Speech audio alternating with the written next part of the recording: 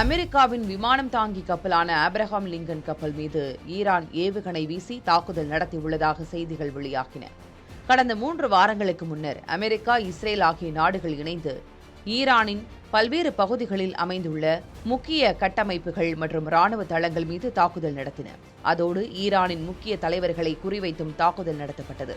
இந்த தாக்குதலில் முதல் நாளிலேயே தனது அதி உயர் தலைவர் மற்றும் 40க்கும் அதிகமான அரசியல் ராணுவ தலைவர்களை ஈரான் இழந்தது.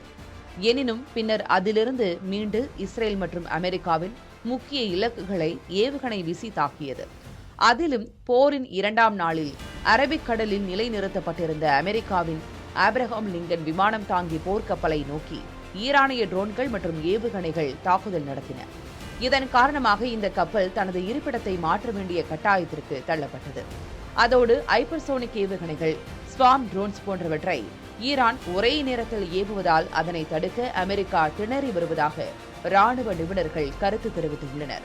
இந்த நிலையில் அரபிக்கடல் பகுதியில் நிலை கொண்டுள்ள ஆப்ரஹாம் லிங்கன் விமானம் தாங்கி போர்க்கப்பல் மீதும் தாக்குதல் நடத்தியதாக ஈரான் அறிவித்திருக்கிறது. இதுகுறித்து ஈரானின் புரட்சிகர ராணுவம் வெளியிட்ட அறிவிப்பில் அமெரிக்காவின் ஆப்ரஹாம் லிங்கன் கப்பலை நோக்கி தங்களின் கடலோர ஏவுகணை தளங்களிலிருந்து காதர் ரக குரூக்ஸ் ஏவுகணைகளை ஏவியதாக தெரிவித்திருக்கிறது.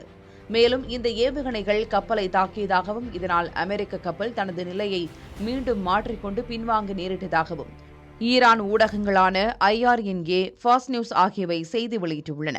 ஆனால் இதுகுறித்து அமெரிக்க ராணுவம் இதுவரை எந்தவித கருத்தும் தெரிவிக்கவில்லை என்பது குறிப்பிடத்தக்கது.